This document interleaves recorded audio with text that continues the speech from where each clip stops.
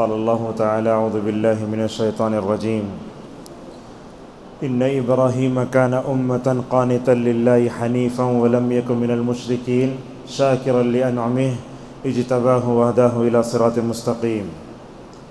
14ویں پارے کا تھوڑا حصہ کل باقی تھا، اس کو مکمل کرتے ہوئے 15ویں پارے میں جو سورۃ بنی اسرائیل ہے اسی کے مقامات تک ٹھہر جاتے ہیں، اس لیے کہ سورہ کہف میں داخل ہوں گے تو وقت لمبا ہوگا۔ انشاءاللہ سورہ کہف کی جو چیزیں ہیں وہ انشاءاللہ کل بیان کریں گے۔ سورۃ النحل میں جو چیزیں ہم نے بیان کی اس میں ایک چیز یہ تھی کہ اللہ تبارک و تعالی لوگوں کو نعمتیں دیتا ہے، وہ نعمتیں دینے والا کون ہے؟ اللہ کی ذات ہے۔ قرآن نے کہا اسی صورت میں وَمَا بِكُم مِّن نِّعْمَةٍ فَمِنَ اللَّهِ، تم کو جو بھی نعمتیں ملتی ہیں وہ اللہ کی طرف سے ملتی ہیں۔ اور سورۃ الرحمن میں یہ آیت بار بار آتی فَبِأَيِّ آلَاءِ رَبِّكُمَا تُكَذِّبَانِ، اے جن و انس تم اپنے اپنے رب کی کن کن نعمتوں کو جھٹلاؤ گے۔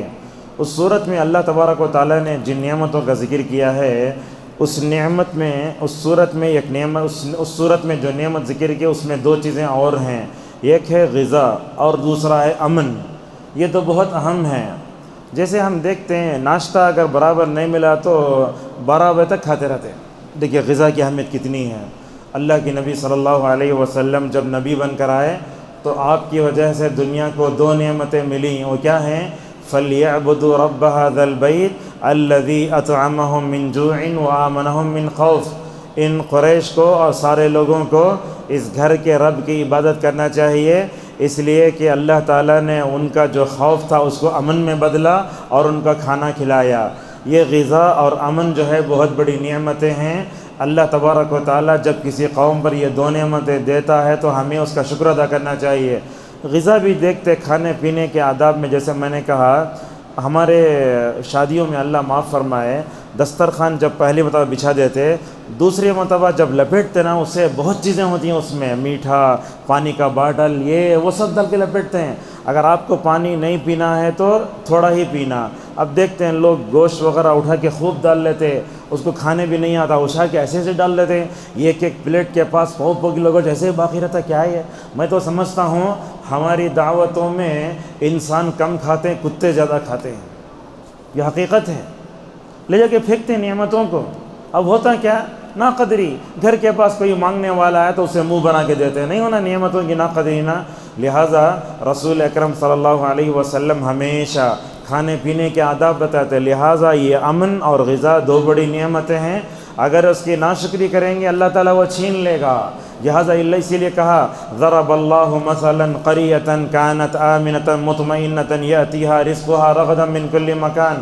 اللہ نے مکے کی مثال دی، اللہ تعالیٰ نے رسول اللہ کے ذریعے ان کو امن دیا، غذا دی، لیکن کیا کیا؟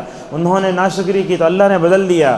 فَأَذَاقَهَا اللَّهُ لِبَاسَ الْجُوعِ وَالْخَوْفِ، اللہ نے امن کو خوف سے بدلا اور بھوک بھی دے دیا، نعوذ باللہ غذا بھی چھین لی۔ لہٰذا اس آیت کی تفسیر میں علامہ ابن کثیر رحمہ اللہ نے ایک ایسے واقعہ نقل کیا ہے، رسول اللہ نے بد دعا کر دیا، اے اللہ یہ مکہ کے لوگوں پر ویسا قحط بھیج دے جو جیسا یوسف کے بھائیوں پر تو نے بھیجا تھا۔ کیا ہوا؟ ابو سفیان رضی اللہ عنہ اس وقت ایمان نہیں لاتے، آ کر بولے یا رسول اللہ تمہارے قبیلے والے بھوکے مر رہے ہیں، کیا کرنا یہ؟ تو حتیٰ کہ روایتوں میں ایسے آتا ہے کہ چمڑے اور پتے چبانے پر مجبور ہو گئے۔ لہٰذا غذا اور امن دو بڑی نعمتیں ہیں، لہٰذا ان تمام چیزوں کی جو ہے ہمیں اہمیت سمجھنا چاہیے۔ اور آج کل کے بچوں میں بھی ماں باپ غذا کی اہمیت، کھانے کی اہمیت وغیرہ نہیں بتاتے۔ اب چھوٹی چھوٹی بات ہم بتائیں تو لوگوں کو برا لگتا ہے۔ مثال کے طور پر سالن میں بگار ہوتا دیکھیے، کرے پاک، کوتمیر وغیرہ، وہ جو نکالتے نا وہ نکالنے کا طریقہ بھی نہیں معلوم، ایسے اٹھا کے دسترخوان پہ ڈالتے ہیں، وہ ایک ایک کرے پاک کے ساتھ، کوتمیر پودینہ کے ساتھ کھانے کے دانے لگے ہوئے ہوتے ہیں، ایسے ہی سمیٹتے ہیں۔ کیسے کھانا؟ اب لوگوں کو گوشت کھانا بھی نہیں آتا، ذرہ قطرے پورا ہن ڈال ڈالے دیکھے تو حالانکہ پورا بیج ویسے ہی پڑا ہوا ہے۔ لہٰذا یہ غذا اور امن اللہ کی بڑی نعمتیں ہیں، اس کی قدر کریں گے تو اللہ تعالی ہمیں دے گا۔ کیسے ہوا معلوم؟ بنی اسرائیل کے لوگ تو ایسے تھے کمینے، وہ لوگ کیا کرتے تھے؟ غذا کی چیزوں کو لے کر نعوذ باللہ بیت الخلاء کے لیے استعمال کرتے تھے۔ اللہ تبارک و تعالیٰ نے ان کو ایسا قحط سالی میں مبتلا کیا، آگے ذکر آئے گا انشاءاللہ ذکر کریں گے۔ تو اس طریقے سے اللہ تبارک و تعالیٰ بتائی، اور جب نعمت ملتی ہے تو نعمت کا شکر ادا کیسے کرنا، اس صورت کے آخر میں دیکھیے نعمتوں کا ذکر کرتے کرتے کرتے آخر میں اللہ نے آ کر کہا شاکر لانعمہ۔ اگر تمہیں بہت بڑا نقطہ ہے یہ، اگر تمام نعمتوں پر اگر تم شکر کرنا سیکھنا چاہتے ہو تو ابراہیم کو دیکھو۔ میں سمجھتا ہوں ایک مومن کی زندگی صبر و شکر کے درمیان میں گزرتی ہے۔ جب اسے نعمتیں ملتی ہیں تو وہ شکر کرتا ہے، جب مصیبتیں آتی ہیں تو کیا کرتا ہے، وہ صبر کرتا ہے۔ ابراہیم علیہ السلام نے کیسے شکر کیا اللہ تبارک و تعالیٰ کا؟ حضرت ابراہیم علیہ السلام کو جب اولاد کی نعمت ملے تو کیا دعا پڑھے؟ الحمدللہ الذی وہب لی علی الکبر اسماعیل و اسحاق۔ ایک چیز دیکھیے، ماں کے اندر بھی شکر ہے، باپ کے اندر بھی شکر ہے، بچے کے اندر بھی شکر ہے، مگر بہو کے اندر شکر نہیں ہے، وہاں سے پورا گھر کا ماحول بگڑتا ہے۔ ایسے ہی ماں باپ اچھے ہیں، بیٹی بھی اچھی ہے، آنے والا داماد ناشکرا ہے۔ حضرت ابراہیم کو یہی دھکا لگا، اور ہمارے پاس ہوتا کیا، شادی کر کے دے دیا تو بچوں کے ساتھ ماں باپ کا شادی کے بعد کوئی تعلق نہیں رہتا، اس پر ظلم کیا جائے، اس پر زندگی غارت ہو جائے، کوئی نہیں دیکھتے ہیں، بولتے ہماری ذمہ داری ادا ہو گئی، نہیں، مرتے دم تک آپ کو اپنے بچوں کو دیکھنا واجب ہے۔ ابراہیم علیہ السلام کو دیکھو، رہتے تھے سیریا میں حضرت سارہ کے ساتھ، شادی کے بعد اپنے بیٹے کی خبر گیری کے لیے براق جانور پہ سوار ہو کر مکے کو آتے تھے۔ مسند احمد کی صحیح روایت ہے یہ۔ کب براق ہم کیا سمجھتے، رسول اللہ کے پاس ہی تھا، براق ان کے پاس بھی تھا، اس پر سوار ہوتے، نماز فجر کے بعد بیٹھ کر نماز ظہر سے پہلے جلدی پہنچ جاتے۔ براق تو سمجھتے نا، ہمیں وہ کون سی وندے بھارت ٹرین دیکھ لگو ہمیں سمجھتے یہ ترقی آخری ہے، وہ ترقی آخری نہیں، یہ جو براق ہے نا یہ اتنا تیز جاتا، وہ ہماری نگاہ جہاں تک جائے گی وہاں تک وہ پیر رکھے گا، اس پر سوار ہو کر جاتے۔ جا کے گھر کے باہر کھڑے ہو کر حضرت ابراہیم اپنے بیٹے کی خبر گیری لیتے ہیں، بہو تمہارے پاس کیا ہے، سلام کرے۔ اب اسے بہو کو معلوم نہیں انہوں سسر ہیں۔ واقعہ بخاری میں ابن عباس رضی اللہ عنہما کا ہے، پوچھے تمہارے پاس کیا ہے؟ دیکھو جس نبی نے اپنی پوری زندگی شکر میں گزاری، اگر بہو ناشکری آتی ہے تو سسر کو برا لگتا ہے۔ انہیں بولی ہمارے پاس کیا بھی نہیں ہے۔ حضرت ابراہیم دیکھ لیے اپنے بیٹے کو بھی اپنی بیوی کو میں شکر میں پالا، لیکن بہو ناشکری ملے تو میرا بیٹا غارت ہو جاتا۔ میرے بیٹے میں اگر ناشکری کی ایک صفت آئی تو ابراہیم کو برا لگا، بولے باہر کھڑے ہو کر بولے ایک بزرگ آئے، بولو سلام بولو، گھر کی دہلیز بدل لو۔ ہمیں سب کیا کرتے ہیں، ابراہیم کی زندگی خالی ذی الحجہ کے موقع پر یاد کر کے چھوڑ ڈالتے ہیں، ویسا نہیں ہے۔ وہ ابراہیم کی پوری زندگی کما صلی تعالی ابراہیم وعلی آل ابراہیم بول کے تشہد میں یاد کرتے ہیں نا، ابراہیم کو آئیڈیل بنا کر زندگی گزارنا چاہیے۔ حضرت ابراہیم نے جو اشارہ دیا وہ سمجھ گئے، کون؟ بیٹا۔ اور باپ کا اشارہ بیٹا نے تو اور کون سمجھتا۔ حضرت اسماعیل نے کیا کیا، اس کو چھوڑ کر دوسری شادی کی۔ پھر بھی حضرت ابراہیم ویسے ہی اپنے بیٹے کی خبر گیری کے لیے جاتے ہیں، باہر کھڑے ہو کر سلام کرتے ہیں، بہو سے پوچھتے ہیں کیا ہے تمہارے پاس؟ ماشاء اللہ حضرت اسماعیل کو شکر گزار بیوی مل گئی، تو کیا بولی انہیں، ہمارے پاس گوشت بھی ہے، پانی بھی ہے۔ حضرت ابراہیم کے دل کو کیا قرار آیا ہوگا، حضرت ابراہیم بھی شکر کرنے والے، حضرت ہاجر بھی شکر کرنے والے، بیٹے بھی صبر کرنے والے، شکر کرنے والے، بہو بھی شکر کرنے والی ملی، تو ایسے ہی آل ابراہیم اسے ہی کہا جاتا ہے۔ دیکھو حضرت ابراہیم کے اندر ماشاءاللہ نعمتوں پر شکر یہ بہت اہم ہے۔ علامہ ابن القیم رحمہ اللہ کہتے ہیں شکر کے 3 ارکان ہوتے ہیں۔ سب سے پہلے کیا، جب اللہ کی نعمت ملتی ہے تو بندے کو چاہیے کہ اللہ کی تعریف کرے۔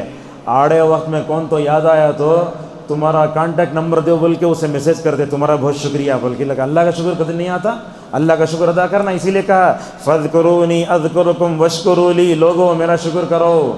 اچھا دوسرا کیا، اللہ تبارک و تعالیٰ نے جو نعمت دی ہے اس کے بارے میں یہ اقرار کرنا کہ یہ نعمت دینے والا اللہ تبارک و تعالیٰ ہے۔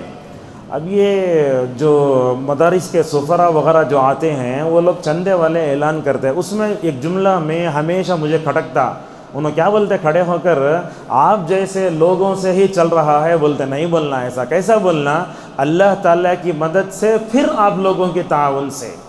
اگر آپ ایسا بولے تو کیا سمجھتا تمہیں، مطلب کیا ہوتا ہے، وہ لوگ زیادہ امید دلانے کے لیے شاید وہ سب بولتے ہیں، لیکن میں بولنا ہوں ایسا سمجھتا ہوں، ایسا بولنا عقیدے کے اعتبار سے بھی غلط ہے۔ اللہ نہ چلاتا، آپ لوگ 150 دیتے، وہ اصل میں سبب ہے وہ، لہٰذا اللہ تعالیٰ کی مدد سے پھر آپ جیسے اہل خیر لوگوں کی طرف چلتا ہے، بولنے سمجھتا ہوں اپنے عقیدے کی اصلاح ہو جاتی ہے۔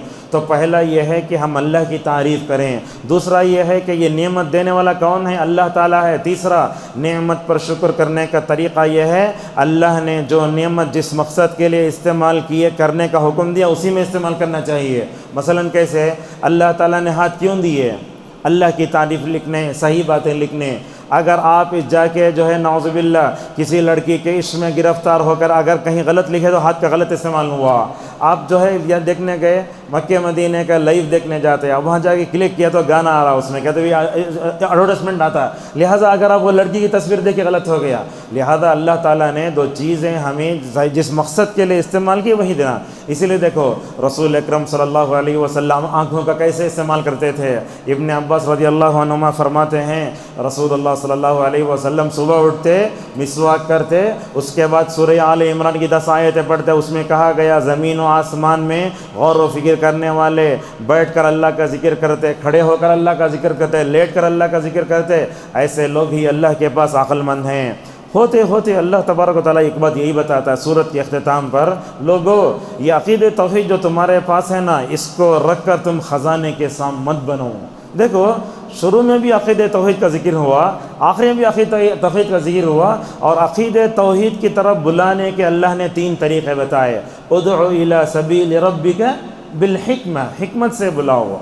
اب حکمت سے بلاؤ بولے تو ہم لوگ اس کا غلط معنی سمجھتے ہیں۔ کیسا؟ مثلا ہماری مسجد میں ایک حنفی صاحب آ گئے، اب کیا کرنا؟ حکمت کے ساتھ انہیں پیر نہیں ملا رہے ہیں، چھوڑ ڈالنا، انہیں ہاتھ اوپر نہیں مانے، چھوڑ ڈالنا، زبردستی نہیں کرنا، ہاتھ اٹھا کے اوپر نہیں رکھنا، یہ سب بولے تو لوگ برا لگتا ہے، تو کیسے کرنا؟ نماز کے بعد ان سے ملنا، یہی حکمت ہے۔ اگر آپ ان کے پیروں میں کھدلتے کہ کتنا چوڑا کریں گے، ایسا نہیں ہوگا نا۔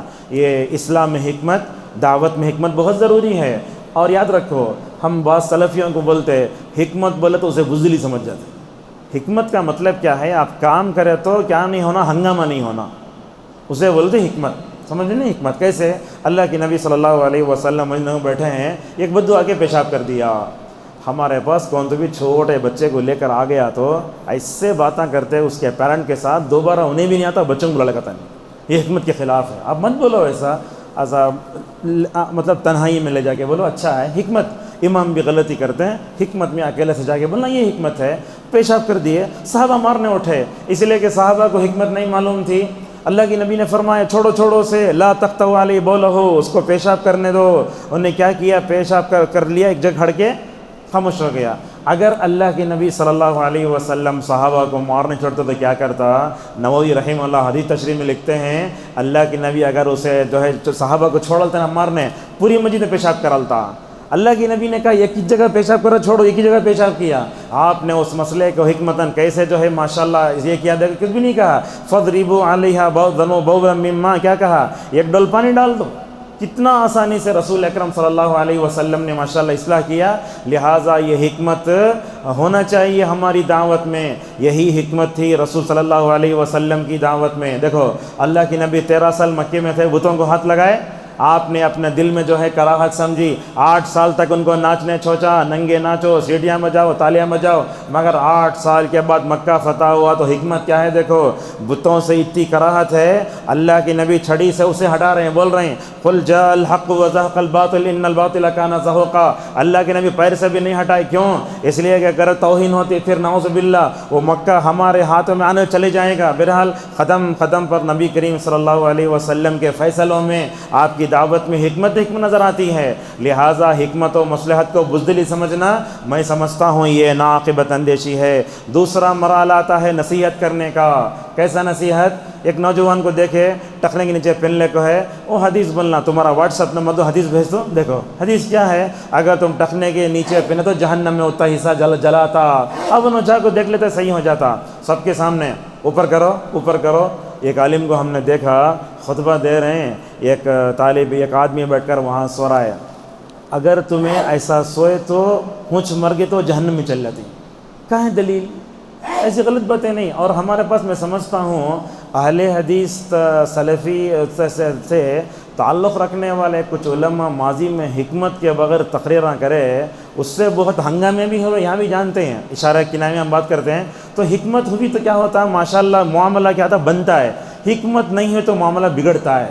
لہٰذا خصوصاً دیکھتے ہیں ہم عید کی نماز میں، جمعہ کی نماز میں دوسرے لوگ بھی آتے ہیں، بولنے کا طریقہ ہونا چاہیے ہمارے پاس، حکمت کا دامن چھوڑے، نصیحت وغیرہ چھوڑے وہ آتا ہے۔ تیسرا مرحلہ ہے بحث کرنے کا۔ کیسے بحث کرنا؟ اللہ نے سکھایا وَلَا تُجَادِلُوا أَهْلَ الْكِتَابِ إِلَّا بِالَّتِي هِيَ أَحْسَنُ۔ اے لوگو، یہود و نصارہ سے عقیدے کے بارے میں بحث کرنا ہو تو اچھے انداز میں بحث کرو۔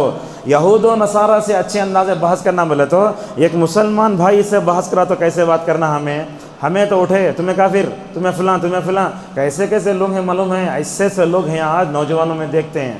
میں سمجھتا ہوں یہ ٹیررسٹ جو بولتے ہیں نا، وہ گن لے کے تلوار لے کے مارتا نہیں، یہ دہشت گردی ذہن کی بھی آتی ہے۔ کتنے ایسے لوگ ہیں جو بولتے ہیں بن باز مرتد ہیں، ابن عثیمین کافر ہیں، ایسے بولنے والے ہیں ہماری جماعت میں۔ یہ نصیحت برابر نہ کرنے کے نتیجے میں سب آتی ہے۔ اس کے بعد سورہ بنی اسرائیل ہے، آپ دیکھیں گے 15ویں پارے میں جو سورت شروع ہوتی ہے اس کے 3 نام ہیں، سورۃ الاسراء، اور اسی طریقے سے سورۃ سبحان اور سورۃ بنی اسرائیل، یہ 3 نام ہمیں ملتے ہیں۔ اللہ تبارک و تعالیٰ نے رسول اللہ صلی اللہ علیہ وسلم کو جو معجزہ دیے، اس معجزے میں اسراء و معراج بھی ایک معجزہ ہے۔ اسراء کسے بولتے؟ رات میں چلنے کو۔ اللہ تبارک و تعالیٰ نے کہاں سے چلایا؟ کعبۃ اللہ سے مسجد اقصیٰ تک چلایا۔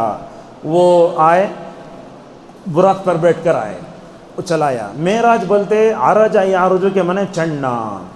اب یہ حنفی جماعت میں ایک دیکھتے ہیں طارق جمیل، اب پتہ نہیں لوگ ایموشنل ہے، یہ ہے وہ ہے، لوگ سننا شروع کر ڈالتے ہیں، کیا بولتے ہیں معراج کے بارے میں۔ اللہ اوپر سے آ کے رسول اللہ کی انگلی پڑھ کے بڑھ گیا ہے، کہاں ہے ثابت؟ یہ لوگ بولتے ہیں، سنتے ہیں، اور ہمارے جماعت کے لوگوں کے بعض اسٹیٹس دیکھے تو وہ چیز رکھی ہوئی ہے۔ کیوں؟ غلط ہے نا یہ۔ اور بعض جگہ وہ بولے ہیں اللہ تعالیٰ بارات بھیجا، کیا رسول اللہ دولہا تھے بارات بھیجنے کے واسطے؟ اس طرح کی بے بنیاد باتیں کمی نہیں سننا چاہیے۔ لہٰذا اسراء و معراج کے بارے میں جو صحیح بات ہے وہی صحیح بات ہے، اور ایموشنل جو بولتے میں سمجھتا ہوں اگر اس میں اگر آپ چلے گئے دین سے ہٹ جاتے۔ لہٰذا رسول صلی اللہ علیہ وسلم ایک ہی رات کے حصے میں رات میں نکلے، معراج جو ہے بیت المقدس کو پہنچے، وہاں آپ نے براق باندھا، اس کے بعد کیسا گئے نہیں معلوم، اڑے کیا، جبرائیل اپنے اس میں لے کیا ابھی ذکر نہیں ہے۔ لہٰذا اس بارے میں اپنا ذہن جو ہے آگے بڑھانا میں سمجھتا ہوں یہ انسان کے لیے کفر تک بھی لے جا سکتا ہے۔ اللہ کی اتنا روایتوں میں ہے، اللہ کے نبی گئے، پہلے آسمان میں گئے تو اس کے 2 دروازے تھے، فرشتوں نے پوچھا کون ہیں؟ وہ جبرائیل ہوں۔ کون ہے تمہارے ساتھ؟ بولے تمہارے ساتھ محمد ہیں۔ اللہ بلا لگاؤ، بولے مجھے، بولتے ہو نا، پھر چڑھتے السلام علیکم مرحبا، آدم سے ملاقات ہوئی۔ دوسرے آسمان میں چڑھے تو حضرت یحییٰ اور حضرت عیسیٰ علیہ السلام سے ملاقات ہوتی ہے۔ اس سے پہلے میں نے بتایا عیسیٰ کا مقام مرتبہ بہت اونچا ہے، اولوالعزم پیغمبر ہیں۔ اللہ تعالیٰ نے ان کو دوسرے آسمان میں کیوں رکھا؟ ابن تیمیہ نے اس کی وجہ بیان کرتے ہوئے کہا چونکہ آج قیامت کے قریب میں بڑی نشانی کے طور پر اترنا ہے، اس لیے دوسرے آسمان میں رکھا ہے۔ بہرحال گئے، سب کے اوپر گئے، 6ٹھے آسمان میں گئے، 7ویں آسمان میں گئے تو ابراہیم کو دیکھا۔ اب ابراہیم کو دیکھا تو بیت معمور کی طرف ٹیک لگائے بیٹھے ہیں۔ ابن حجر رحمہ اللہ کیا باریکی ہے دیکھو، اب میں جب بیٹھا ہوں تو میری پیٹھ قبلے کی طرف ہے، تو بولتے علماء ابراہیم علیہ السلام نے بیت معمور کو جو ٹیک لگایا تھا، اس سے معلوم ہوتا ہے کہ قبلے کی طرف پیٹھ کی جا سکتی ہے۔ وہ مسائل بیچ میں نکالتے ہیں۔ بہرحال اللہ کے نبی صلی اللہ علیہ وسلم گئے، اوپر گئے، جنت و جہنم کے مناظر دیکھے، اور اللہ تبارک و تعالیٰ سے پردے کے ذریعے بات کیا، اور 50 نمازیں تھیں نا، کتنے نمازیں؟ 6ٹھے آسمان میں آئے تو موسیٰ علیہ السلام بولے، تجربہ دیکھو، اللہ کے نبی صلی اللہ علیہ وسلم خاتم الانبیاء سید المرسلین ہو کر بھی موسیٰ کے تجربے سے فائدہ اٹھاتے ہیں۔ اس سے معلوم ہوا کہ دنیا میں اگر ہمارے سے زیادہ کوئی تجربہ کار ہے، اسے تجربے سے فائدہ اٹھا سکتے ہیں۔ حضرت موسیٰ علیہ السلام نے کہا، اللہ تعالیٰ نے انبیاء بنی اسرائیل پر بھی کہا یہ 50 نمازیں فرض کی تو پڑھ نہیں پائے، دیکھو اللہ کے نبی امت کی خاطر اللہ کے دربار میں 9 مرتبہ جاتے ہیں۔ کتنے مرتبہ؟ 9 مرتبہ جاتے ہیں، ہر مرتبہ 5 معاف ہوتے ہوتے 5 ہوئے، آخری میں آ کر بولے جاؤ۔ اللہ کے نبی نے فرمایا شرم آتی مجھے، لہٰذا اللہ کے نبی نے صلی اللہ علیہ وسلم سے اس وقت کہا گیا 5 نمازیں پڑھو، انشاءاللہ 50 نمازوں کا ثواب ہے۔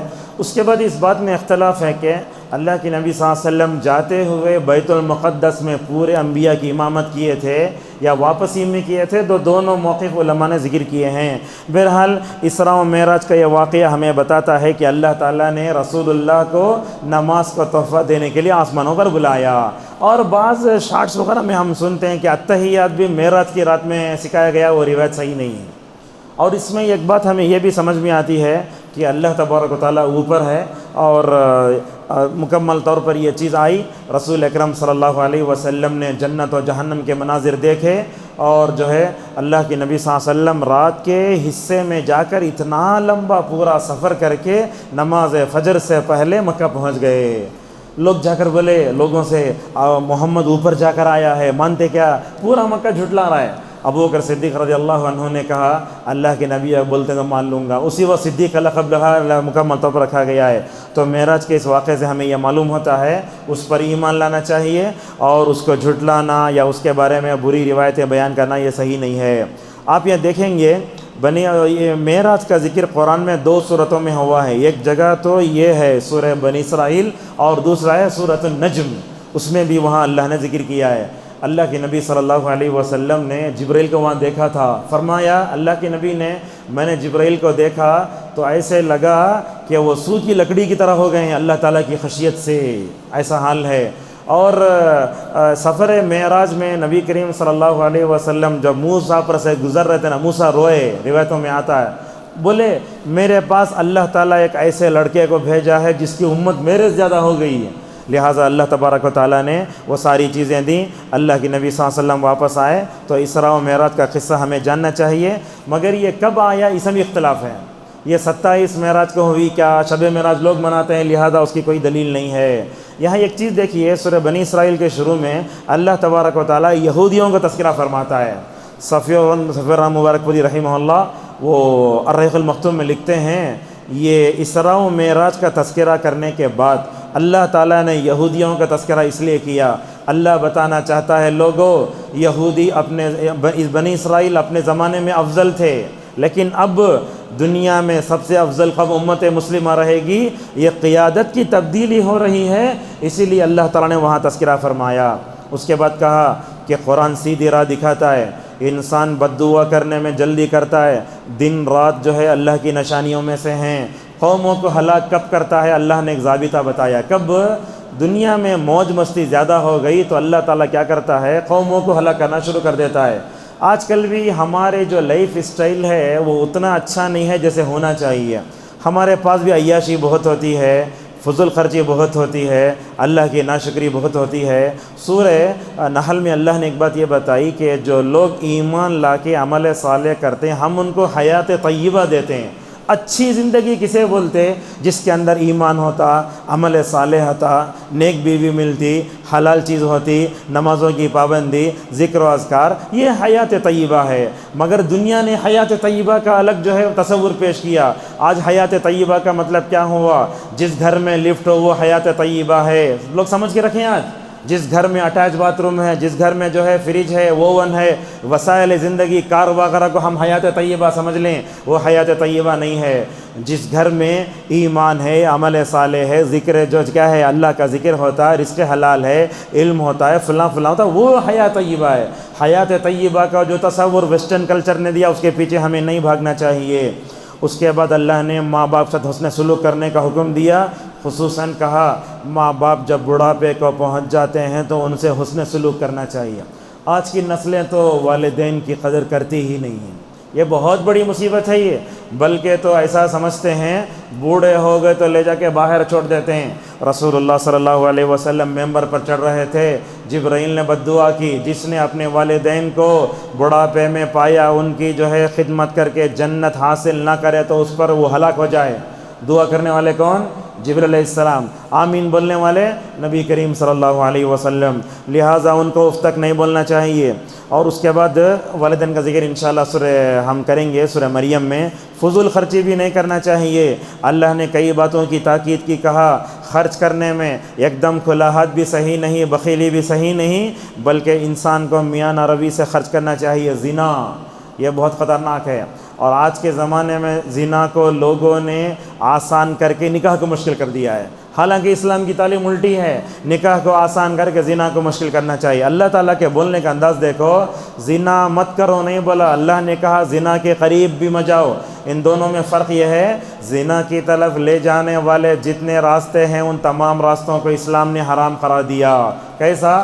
مثال کے طور پر فون، یہی ہے زنا کی طرف لے جاتا ہے۔ گانے، اسٹیٹس، یہ کس وغیرہ جو دیکھتے ہیں نا، یہی چیزیں انسان کو جو ہے زنا تک لے جاتی ہیں۔ اور ایک چیز بھی ہے، ماں باپ جب اپنے بچوں کی وقت پہ شادی نہیں کرتے، یہ چیز بھی زنا تک لے جاتی ہے۔ بعض گھروں میں ہم دیکھتے ہیں بہنہ کی شادی کر کے بھائی کو کرتے، وہ ثابت نہیں ہے، وہ بھائی کی پہلے کر دینا، تاخیر نہیں کرنا۔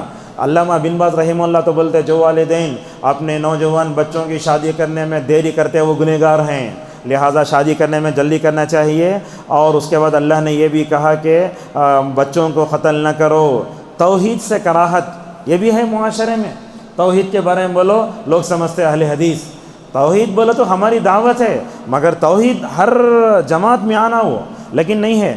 اور کہا سب سے اچھی بات کرو۔ اور اس کے بعد اللہ تبارک و تعالیٰ نے یہ بھی کہا، اے اللہ کے نبی صلی اللہ علیہ وسلم، یہ لوگ 8 سال تک تمہارے خلاف رہیں گے، اس کے بعد نکل جائیں گے۔ قرآن کے بارے میں کہا شفا، قرآن کیسے شفا ہے؟ جسمانی بیماریوں کے لیے بھی شفا ہے، روحانی بیماریوں کے لیے بھی شفا ہے، مگر اس کا غلط مطلب نکالا گیا۔ احناف میں سے عالم دین ہے اشرف علی تھانوی، انہوں نے کتاب لکھی اعمال قرآنی۔ اب وہ کتاب میں کیا بتاتے ہیں انہوں، یہ آیت پڑھے تو وہ ہوتا، یہ آیت پڑھے تو رشتہ آتا، ربنا انک جامع الناس لیوم لا ریب فیہ، رشتہ آ جاتا۔ اب ایک عورت جا کے ان سے بولی ہے مجھے ڈیلیوری نہیں ہو رہی، کیا کروں؟